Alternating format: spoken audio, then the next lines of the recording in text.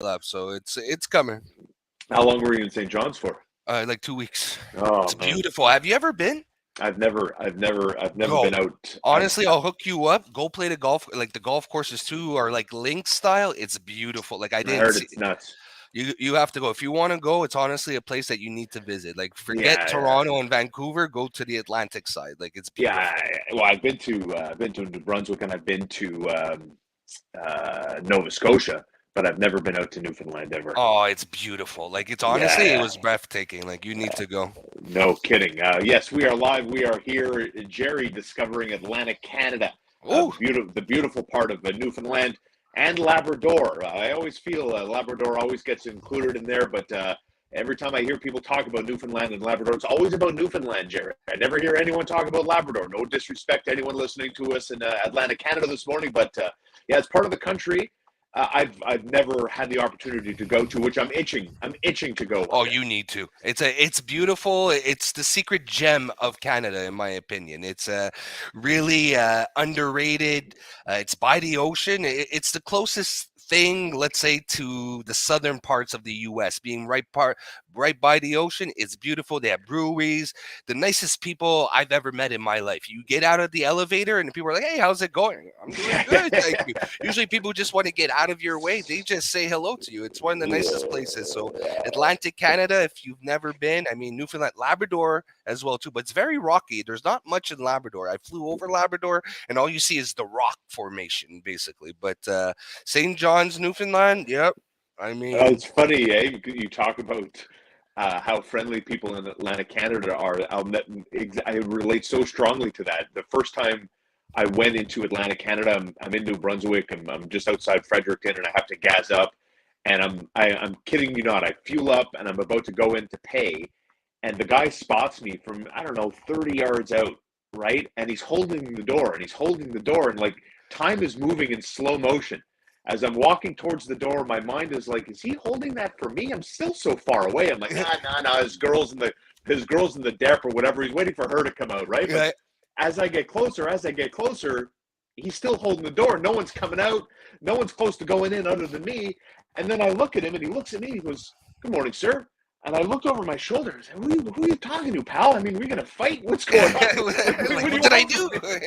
But I mean, that's the whole, my gosh, you got to always watch yourself, big city living or whatever else. Not that I, grew up downtown or anything, but it's just a different lifestyle, man. It's just a different It is. lifestyle. Very Um, laid back, very laid back. The only thing that really confuses you is that hour and a half ahead of us, in a yes, sense. So, yes, yes, yes, yes. so Well, I always what remember was it? a hockey night in Canada, right? It's like, given the time in Newfoundland as well. And it was always like the extra half hour. So Yeah. awesome that you got to experience that. Hmm. Here we are live. Here we are live on YouTube, on Facebook, however you so choose to watch us. It's another edition of In the Car with Star, NFL Playoff Championship Edition. Our Hmm. favorite NFL Sunday, my friends, is upon us with the NFC Championship game with the San Francisco 49ers, Hmm. putting their gigantic, was a 12-game winning streak on the line as they go to Philadelphia to take on the electrifying offense led by Jalen Hurts and A.J. Brown and everybody else, Ooh, Devontae Smith in Philadelphia. And then, of course, we'll transition into the AFC Championship game where we ask the question, can Joe Burrow and company run it to 4-0 against Patrick Mahomes? They're playing, after all, at Burrowhead Stadium. That's what they're calling it now. We no longer refer to it as Arrowhead. It is officially Burrowhead Stadium for the AFC Conference Championship game. But what a night last night, waking up to the news. I mean, I didn't set my alarm. If it was Roger Federer, I would have probably set my hmm. alarm, or Rafa Nadal, I would have probably set my alarm. But waking up to the news that Novak Yep. Djokovic took care of Greek superstar Stefano Tsitsipas 6-3, 7-6, 7-6. So 3-love straight sets victory. Novak Djokovic wins his 10th Australian Open Crazy. title. As listen, I mean, whether I don't know how much weight do you put 100% of your opinion behind how many titles and Grand Slams this guy runs up, or what else do you weigh when it comes to Novak Djokovic and his place in history? Will he ever, in your mind, Jerry, be the greatest of all time? I mean, in my opinion, he is. He's been the most consistent when he plays. I mean, I can't remember. I think he's had a couple of injuries, but he just keeps winning, and it just seems like he still has that upper level over everybody when he is on his game. And I mean, Federer, a lot of people will say that Roger Federer is like the Tiger Woods of tennis, right? Roger Federer came in Except classier. a lot classier, let's just say. A lot more loyal, let's just say as well, too. But Novak, he just doesn't get the recognition. As I stated yesterday during our show, you have Josh Allen and Patrick Mahomes we keep talking about. Then you have Joe Burrow, who just keeps on winning. And now you have to give him his respect. And I mean, Djokovic is like a Joe Burrow. He just keeps winning. And I mean, sooner or later, you have to admit that, hey, maybe this guy is actually better than the two other ones. But I mean, Patrick Mahomes still has the MVPs. Joe Burrow doesn't have any. But Djokovic, I mean, to me, he's fun to watch. He's the one that if he's down 5-2, you can't count him out. I mean, Roger Federer and Nadal, they give up sometimes. Djokovic just never gives up. And I mean, good for Djokovic, because I think it was last year, right? They had that big thing that you had to be vaccinated to play in Australia, and he didn't end up playing in Australia. I mean, hey, I guess he just proved his point. Like, hey, I came back and look, I won. And you know, his post match point celebration was point to his head, point to his heart, and then raise his hands in celebration. You know, kind of.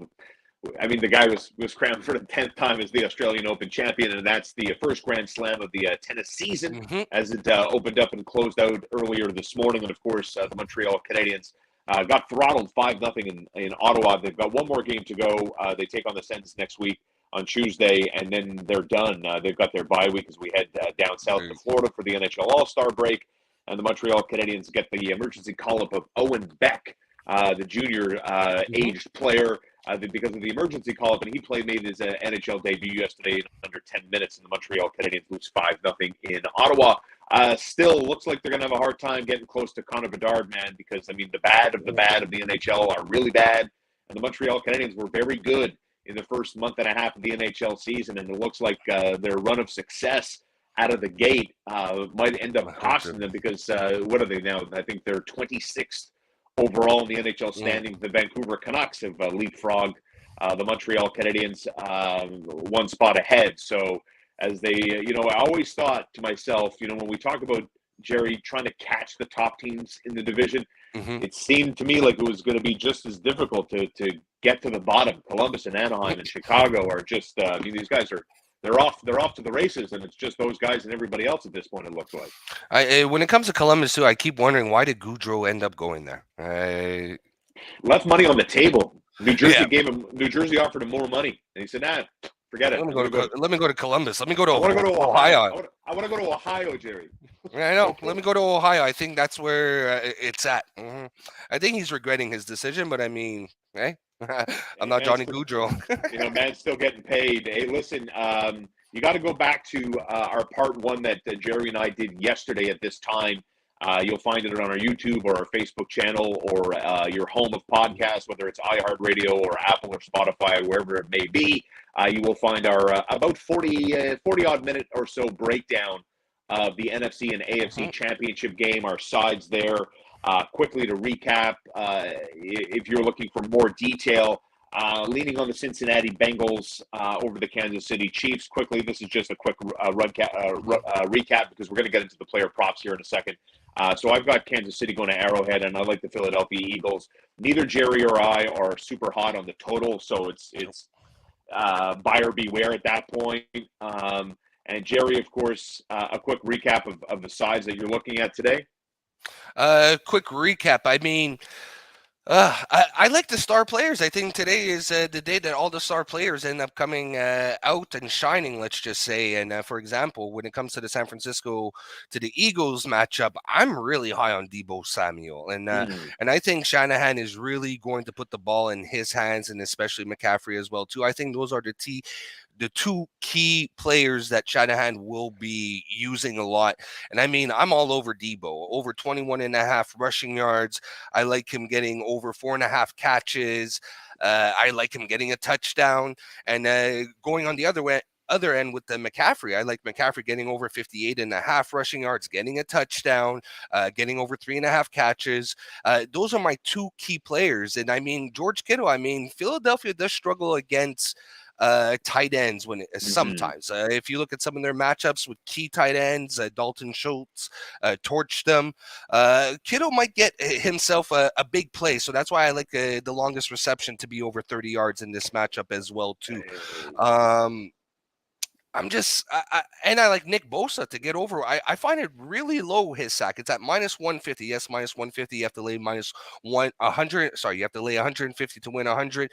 But Nick Bosa is just a machine, and I think he's going to force Jalen Hurts to maybe make that bad pass. And then again, I like Jalen Hurts rushing over 46.5 yards too. I think he might be the leading rusher for the Eagles today. Yeah, I mean, he's just, like you're saying, I like the over rush yards especially. I have that on my number as well for Jalen Hurts. Minus 115, 45.5 for Hurts. I'm going to get into some of the player prop bets here with Jerry Brossard, Sean Starr in the car with Starr here. Guy Irish, what up, Guy, in the comments. If you've got a lean towards the NFC Championship game, who you think is the X factor in this game and whether or not Brock Purdy can elevate his game against what is really, if you look at the second half of the season, the Philadelphia Eagles defense has been a better team in yards per play than the San Francisco 49ers. The 49ers defense getting a lot of shine because of the reputation, but statistically speaking, the Philadelphia Eagles have actually been a better defense in the second half of the NFL season than San Francisco has. And like Jerry's thinking, I'm leaning towards the star players coming out and showing and flexing in prime time with the showcase all on them. And Jalen Hurts, not only, have we seen Jalen Hurts kind of average about 50 rush yards per game, so the number here is actually below his season average. And over the last 10 games, it's actually closer to 60 than it is to 50. So when I look at this number, it's very appealing to me for Jalen Hurts, so I think it's going to have San Francisco playing on their heels, and it's going to be tough to control not only how Jalen Hurts gets out of the pocket and how he decides to move on those run-pass option plays, but when he doesn't decide to move, are you going to bite? And when you do, who does he move the ball to? So it's going to be that difficult. So I also, like Jerry, lean towards Jalen Hurts. On the other side of the ledger, obviously, is Mr. Irrelevant, Brock Purdy. The win is in the house. Goodbye. Thanks for coming, everybody. That scared the shit out of me. I'm not going to lie. I don't know what happened. It still looks good, though. It still looks good to bag it. That was funny. Holy, a little earthquake in the house. I don't know what happened, Jerry. That's what happens. You got to set up these. Is Hank there? Is Hank around? These makeshift props. Yeah, I think if my dog was there, he is no longer there anymore, Jerry, because that thing fell hard, my man. You talk about Jalen Hurts and the house comes down. Holy shnikes. Sounds like you have a lot of balls in that bag. No, that was great. Jerry, I'm going to cry if my clubs are broken, Jerry. I'm not going to lie. Hopefully it's not. But all the new drivers just came out, so I mean, Oh, yeah, for sure, because they're giving those suckers away. Holy I know, cow.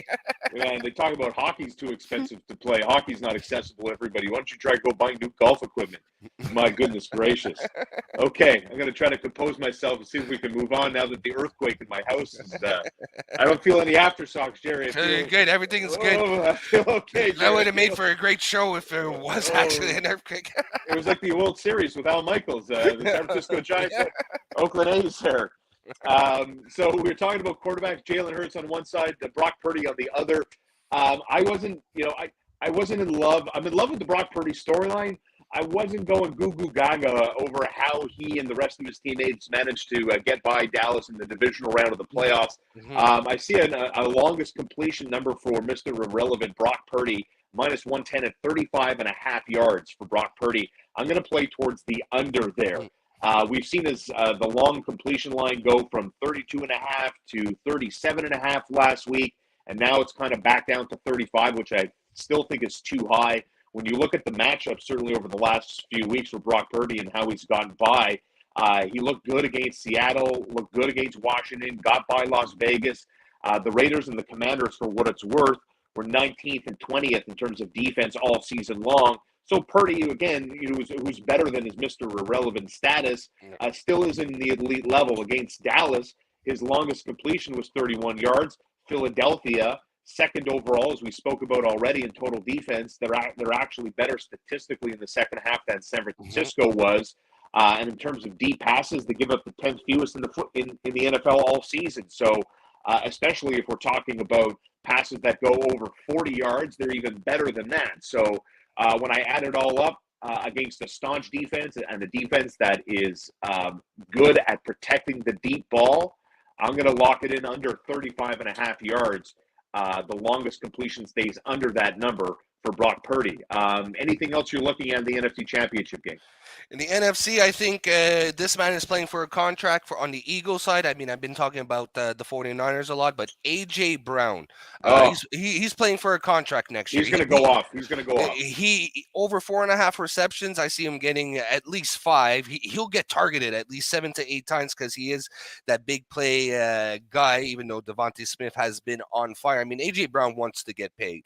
And I think the 71.5 is a little bit low for him, because if you go back to his days with the Titans, when he is in a primetime game, or if his game is the only game on TV, he just seems to show up and go big. I see him reaching 100 yards, and he wants to get paid. He'll do whatever it takes to get paid. A.J. Brown should have a big game, and I have him getting a TD as well too. It's him. I think he's the one that's going to go off. And you brought up the longest reception, Dallas Goedert, the tight end for the Philadelphia Eagles. He is one of the most underrated tight ends. You don't hear him being spoken about with Travis Kelce as an example, but to me, he is the second best tight end in the league, and I have him getting over a reception of 18.5 yards. Dallas Goedert, if he gets 1 or 2 catches, I see him taking a slant in the middle, maybe a 20-yard gain right there, and even maybe getting a TD as well too. I like that, and especially the Niners secondary. I'm all over A.J. Brown in this game. I think he's going to be explosive. Big reason why I like Philadelphia to beat San Francisco at home today, and especially when I look at the Niners secondary. They give up a pair of 20-yard plus touchdown scores in the last couple of weeks. I think they're prone to the long ball, and I think A.J. Brown can find some holes there and bust it out. So like Jerry, Jerry nailed it. I'm just going to skip over that one because it was also on my radar. A.J. Brown receiving yard prop bets going over. What's the number you had? What'd you get? I have him at 71.5. That's what I see. Yeah, seen on 2 of my sites. I saw it earlier this week, kind of like at 68, 67.5. So it's going up. I mean, yeah, especially because, again, he's always around the 70 number, so I was surprised to see it that low and not surprised to see it kind of adjusted like we saw in the AFC Championship game spread from where it opened to kind of where it settled and everything. It's been back and forth. The NFC side, Philadelphia and San Francisco, Jerry, what do you make of the lack of line movement, kind of where it opened is kind of where it stayed compared to the AFC, which was topsy-turvy? What do you make of the stability between San Francisco and Philadelphia? I mean, I think it's just because Philadelphia has been the best team in the NFL. And I mean, the price is just so low already that I think most of the public is on the Eagles. But I think a lot of the sharp money is actually on the 49ers because the Eagles have had a couple of duds this year. I see it being, this could go into overtime. I mean, I'm putting a little bit of money. I'm not putting the house on overtime, but on both games, I think one of these games have a legit chance of going into overtime. And I think the line is perfect. It's perfectly, you want to give a little bit to the Giants. You're basically giving the respect to the Eagles, saying, hey, you were the best team in the NFL. We'll keep you at minus 150, minus 2.5. I like that. Guy Irish, going to be a good game talking about Eagles in San Francisco. Likes the Eagles to win by 3, so that's a cover of the number. Thanks for weighing in. Hit us up in the comments, your sides, your leans for the NFC Championship game. Also, one thing that stood out to me is, as complimentary as I've been towards Philadelphia's defense, which I think is legitimate, one weak spot, I think it's been highlighted, we spoke about it yesterday, is the run defense. Yes. The fact that they give up over 4 yards per carry. If San Francisco can kind of hit that number, if the Niners can be heavy run, which I expect them to be today, if they can get over 4.5 yards per carry on average, they're going to probably win the game. They're something like 13-1 in those scenarios. So the weak spot is run defense, but especially when it comes to run defense on first downs. The Eagles rank 22nd in the NFL in terms of how much they give up there. So I like Christian McCaffrey. I know he was obviously back in practice on Friday. Pay a little extra, get him over 60 rush yards in this game. First down rush is going to be the strategy for Kyle Shanahan and the San Francisco 49ers. And when we see him on the road, in terms of the mix, I think it's a little bit more run heavy in his last two road starts, 19 and 26 carries, 101 yards, 121 yards. I expect a similar type of strategy going into Philadelphia, and that means handing it to CMC, a lot of run options first down heavy, try to find those holes and see if you can tire down Philadelphia's defense. So we're going to go over the rush yard prop bet at 60.5 yards for Christian McCaffrey.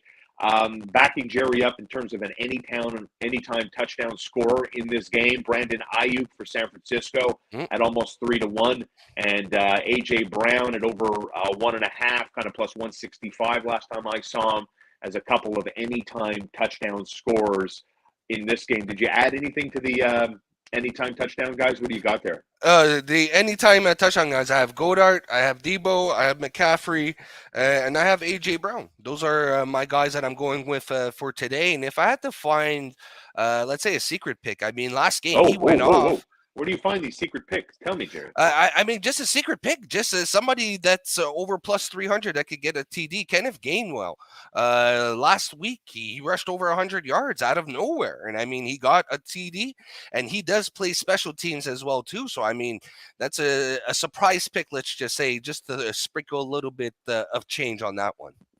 I like that. And for the record, Jerry's on the Philadelphia Eagles. I am on the Philadelphia Eagles. And I guess we'll meet you in Phoenix for the Super Bowl, right?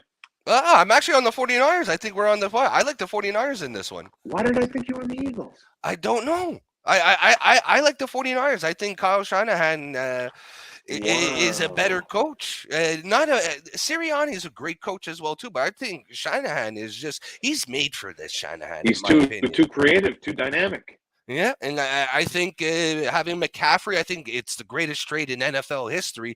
They barely gave up anything for one of the best running backs in the league, and I think McCaffrey is the game changer, and I think that him and Debo together, big playability, it's going to come down to the wire. Whoever has the ball last will probably end up winning the game. You think we're in store for a classic? I think so. They're so evenly matched that this is a classic. And I mean, this might be the Brock Purdy legacy. He might be, hey, Mr. Irrelevant. And it might hurt the future draft picks of quarterbacks saying, hey, we could just draft a quarterback last. And you know what? He'll take us to the Super Bowl. I mean, this guy, no disrespect to Matt Flynn, who parlayed a couple of great games into $1 billion. But if Mr. Irrelevant wins the NFC Championship game on the road in Philadelphia and goes to the Super Bowl, I mean, we've never seen that before. Four quarterbacks have been where Brock Purdy is today, and none of them have come out on the other side alive. Being dramatic, of course, they're still alive. But, I mean, his stock, I mean, holy shnikes. I couldn't imagine if everyone's talking about Mr. Irrelevant, everyone's gushing over Brock Purdy now. If he wins in Philadelphia today, I mean, get ready. I don't know if my stomach can handle it, Jerry, because I'm already kind of had it with the Mr. Irrelevant talk already. Jeez. I mean, they might be already prepping the trophy if he wins today's game. Imagine if he actually wins the Super Bowl as well, too. 30 for 30. There'll be a future movie about him and everything. The final pick. Hey, let me ask you this question. What do you think Trey Lance is cheering for? I wonder. I think he's praying. Oh man, you have to feel bad for that guy as well too. Oh my God. He's praying for the Eagles, but I think it's set in stone. He might be the starting quarterback for the Texans next year. Oh my! I'm fascinated to see what happens there. I mean, here another quick question before I move on to the AFC. It's the fall of 2023. It's week 1. It's Sunday. San Francisco 49ers take on, I don't know what their schedule is, week 1 under center for the San Francisco 49ers in week 1 is? Brock Purdy. I agree wholeheartedly. He just cemented his career. I mean, look at the stats he did. It's incredible. It's literally incredible. And it's not the first time in sports because I don't know if you know the basketball player Manu Ginobili. He was the final pick of the NBA draft. Did you just ask me if I knew who Manu Ginobili was? A lot of people don't know who Manu Ginobili is. Who are you talking to? Some idiot on the street? Hey, I'm not talking to some idiot on the street, but he was the final pick, and look, he became the sixth man. He's a Hall of Famer. So now we got Brock Purdy. He's the new Manu Ginobili. Let's just say He's got to win a couple of games first, brother. he does. He does. And Jerry's on him. Jerry's on the 49ers. It's the NFC Championship game. You've got our sides. Don't forget, you can like, subscribe, follow us on YouTube and Facebook. And our podcasts are always where they can be found, audio only if you want to download and play it in your car. And TSN 690, of course, will have both conference championship games. The coverage on TSN 690 starts at 2:30 this afternoon. So if you've got like errands to run, can't stay in the house all day, flip it on to 690, and you won't miss a single down, any more important play from the conference championship games. I have to bring that up, though. I listened to 690 last week because I was driving. Yes. Listening to football on the radio is actually pretty cool. It's one of the, and I got to tell you, from a broadcast standpoint, I don't think that listeners care or anything else. I love football on the radio. Yeah. And it is one of the hardest things to do because you're so far away. And as you know, Jerry, defenses, players are shifting. Mm-hmm. You got guys coming in and out. It's not like hockey where you're a little bit closer, or soccer, you're a little bit closer. Or hockey, it's just like a wholesale line change. It's brutal. Football's very, very difficult. They have spotters. You know, they'll have a guy with binoculars off the microphone, and he'll point to a chart that like Al Michaels will be looking at, and Al will have a whole chart with numbers on it, and the spotter will point to number 22, and Al will say his name. That's how it's beautiful to watch when it's done well. Yeah, 100%. I love football on the radio. You know what else is a cool radio sport? Tennis on the radio. Really? I never heard tennis on the radio. Really? To hear like the squeak of the sneakers, like on the hardwood, like a basketball game, and then the ball, and because it's radio, you can't stop talking. You got to keep talking, right? Yeah. So it's I love it. Obviously, that's interesting. Right? I never heard. I need to do that. Yeah. I need to listen to tennis on the radio once just to check it out. Don't forget, it's another snowy day in Montreal.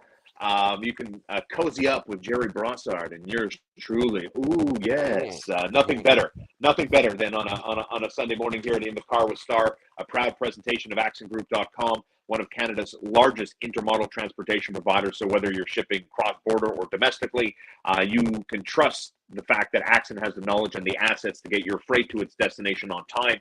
Call them for more information at 888-99-ACCENT. Visit them online at accentgroup.com. And we're going to fuel up and snack up at K-Stop Gas Bar and Definer Highway 138 in Gondawage, right over the Mercier Bridge. Premium fuel at discount prices. Their gas bar is open 24 hours a day, and there's someone always there to fuel you up. So on a cold, snowy day like today, they've got someone there. And, let me remind you, that is a tippable service in these tough economic times of ours. A little loony, a little toony for their troubles. Thank you very much.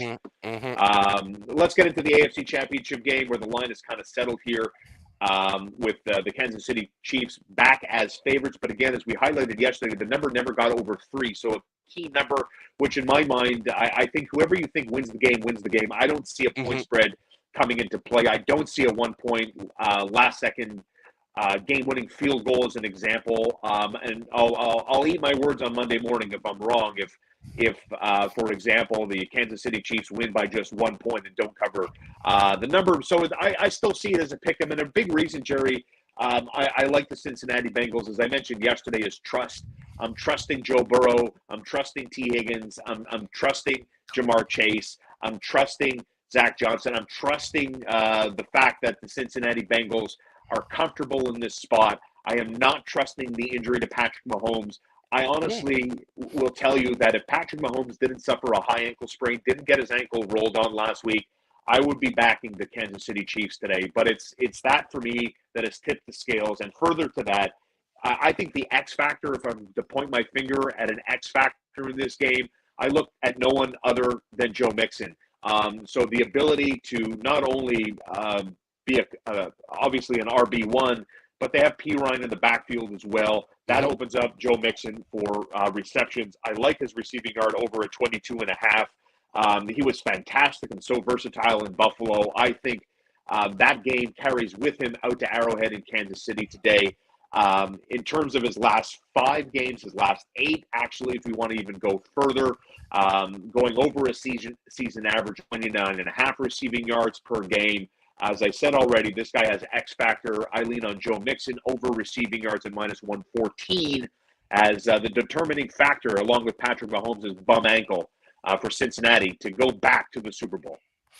I guess I'm on the other. I'm on the other side right now, but I haven't checked the temperature yet in Kansas City because it just seems like Mixon and Burrow they shine when the It's going to be cold. temperature is cold. It's going to Well, be because cold.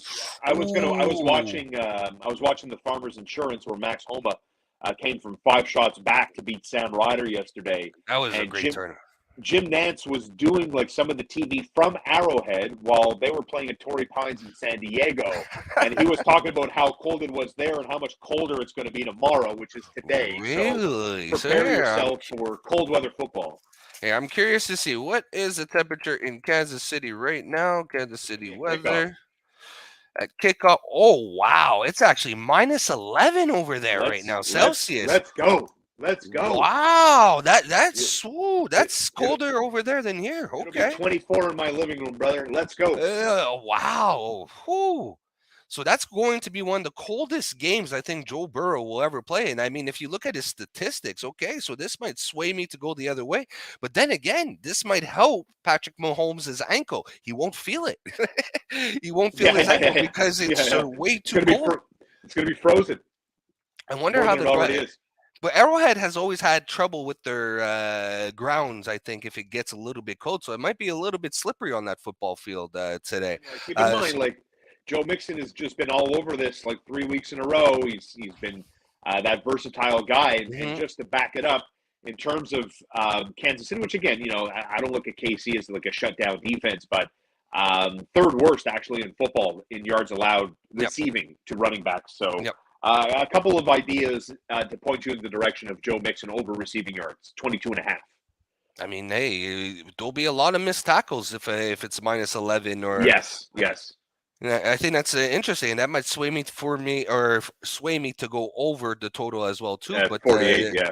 At 6 o'clock, it's going to be colder as well too. I just saw -14, so it's going to be cold in Kansas City. So that might be an interesting matchup, and I think the ground game for both teams now might be extremely important. Whoever sets the ground game the best, who could stop the run, and I mean the Bengals have struggled stopping the run. I mean they're good at stopping the pass, but I mean Mahomes might just hand off the ball to Pacheco, McKinnon, who just seems like he's been showing up in the big games, even if you go back to last year's AFC Championship game. Even though they lost, McKinnon had a big game. So I think the running backs on both sides, you brought up Mixon, Pirine.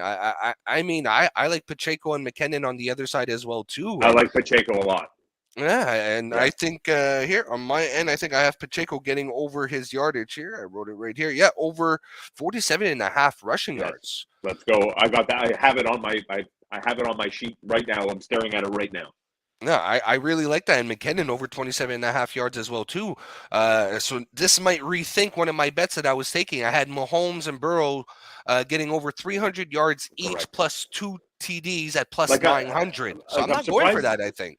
I'm surprised the number is a bit low, right? Because like we're all expecting Patrick Mahomes to kind of gauge his ankle, and what does that mean? He's probably going to hand the ball off a little bit more. You talk about the weather, you talk about how hard the ground's going to be, and Pacheco, for what it's worth, he's averaging 14 carries a game over the last 10 weeks. So I mean, if that was the case prior to the high ankle sprain, I would have to think I like the odds. I like the odds quite a bit here. So that was the number one prop bet from Kansas City side that jumped out to me was the Isaiah Pacheco over 47.5 rushing yards. So I would jump on that right away. So another 7th round pick, by the way. So yes, the 7th rounders are on fire. Yes. And what was it? It was in week 13. He had 14 carries and 7 yards rushing against the Bengals. So it's like they're familiar with each other, and he's had success with them already. So I like the number. I like the strategy, and especially early on. I wouldn't be surprised maybe if things go Kansas City's way out of the chute if we find a winner in the first half with this Pacheco over 47.5 rush yards. Also like Tyler Boyd. He's got a low number, plus 135 to hit over 3.5 receptions in this game. I'm 3-1 with Boyd prop bet so far this season. That's your boy. That's your boy, Jersey. I've had a good little run here, and especially we talk about the ability here for Joe Burrow to move this football, whether it's his two running backs in Mixon or Pirine, or whether it's his two WIR1s in Jamar Chase and T. Higgins. Tyler Boyd is a legit wide receiver, and he's the third option for Joe Burrow. And the depth causes issues for Kansas City's secondary, averaging 6.5 targets per game for third option wide receivers. So I'm liking this quite a bit for Tyler Boyd. He always finds he's a little sneaky guy, super athletic, sure-handed receiver. So this is the number I'm going to jump on, plus money too, so maybe squeeze it a little extra, over 3.5 for Tyler Boyd. Yeah, and me, I'm more of a T. Higgins, not just because he went to Clemson, but T. Higgins, like you said, he's on the same level as Jamar Chase. It's just Jamar Chase gets the targets. He played with Joe Burrow his whole life, basically, in college at LSU. That's his boy. But T. Higgins, I mean, he might put up some numbers too. So Burrow over 277 yards might be a pretty safe pick. He might throw close to that and go to 300 yards. I was leaning towards Kansas City, but now with the cold weather, the statistics and everything, it just seems like Cincinnati might be a good pick, in my opinion. So that means it's going to be a 49ers-Bengals Super Bowl. Like, hey, now sign me up for that. I'm down for that. Boomer Esiason, throwback, callback, anybody? Inspired by Jerry B, my prop king, going with his secret bets. I've got a secret bet. And let's go. My secret is Trent Irwin. Over 8.5 yards. I actually took him, but are you going for a TD for him? Plus 1,000. Plus 1,000. Anytime. He's got touchdown. The hair. He's got the hair flow. He's the Cincinnati Bengals wide receiver's got the flowing hair, backing up my confidence that the Bengals win at Burrowhead Stadium tonight. Trent Irwin, inspired by Jerry B, the prop king. He's my secret bet. I also like T. Higgins and Isaiah Pacheco as anytime touchdown scorers, getting 2-1 on T. Higgins. Yep. I've had success with Higgins prop bets this season, so we continue that train of profitability. And as I mentioned, Pacheco, who Jerry and I are both high on. So those are 3 anytime touchdown scores that I like, and the big one, Trent Irwin, plus 1,000 to score a touchdown tonight. And I'm going for special teams. I have, for TDs, I have McKinnon, Pacheco, and another player on the Kansas City side who they got in a trade as well too. Kadarius Toney plays special teams, and Mahomes just loves him. And I think that Smith-Schuster has really downgraded his play. He hasn't been very efficient lately. And I think Toney, this might be the breakout game for Toney, because Toney is a gimmick player. He's a Deebo Samuel. He has a chance to get a TD, and I think I saw him at plus 380. I like Kadarius Toney to get a TD for Kansas City, and I like T. Higgins. Clemson, go Tigers. I like that. And that's a wrap for your NFL Conference Championship Sunday, live on In the Car with Star, Jerry Brassard, Sean Starr, proud presentation of Accent Group, accentgroup.com. A trusted transportation provider based out of the South Shore. Find them online at accentgroup.com. You can trust their knowledge and their assets for your precious cargo on time, on budget, whether it's in Canada or cross-border. Call them at 888-99-ACCENT and check them out online for accentgroup.com for all the possibilities to handle all of your cargo, maybe even some employment opportunities there as well. And K-Stop Gas Bar and Depot, Highway 138 in beautiful Ganawage over the Mercier Bridge. They're open today. Their gas bar, Jerry, is open 24 hours a day. And even an athletic guy like you don't even have to get out of your car. You could just sit in your car. They've got wonderful staff there that will happily fuel you up to your desire. These are one pump wonders, Jerry. You tell them I give you $25. The regular Jerry, they get it on one pump every time. These are boom. Just stop it. Hey, okay. I need to stop by then. Okay, I need to gas up anyway, so I need to go. Make sure you go into K-Stop while your gas is being serviced by their incredible staff. You can go in. They've got unbelievable snacks, great chips you're not going to find in your local depot. They got chips that they have a secret chip stash, and they're unbelievable. And you get them at K-Stop Gas Bar at Depanneur, and everything else you need during the week because they have fresh, hot prepared meals, and proud sponsors of In the Car with Star. Jerry, good luck. Good luck to you. Enjoy the games today. It's going to be amazing. I think it's going to be an epic day. Just seeing the weather in Kansas City, seeing the matchups between the 49ers and Eagles. Boom, it's going to be a beautiful Sunday. I can't wait. And the only problem is, what time is it? It is now 10:40. We've got to wait, Jerry, five hours. So, It's yeah. okay. It's okay. I'll I've got watch the I got rerun of the laundry. Djokovic. I got laundry that needs folding, Jerry. Okay, brother. And he has some golf clubs to check out to make sure that Oh. there's no dents in them. Yeah.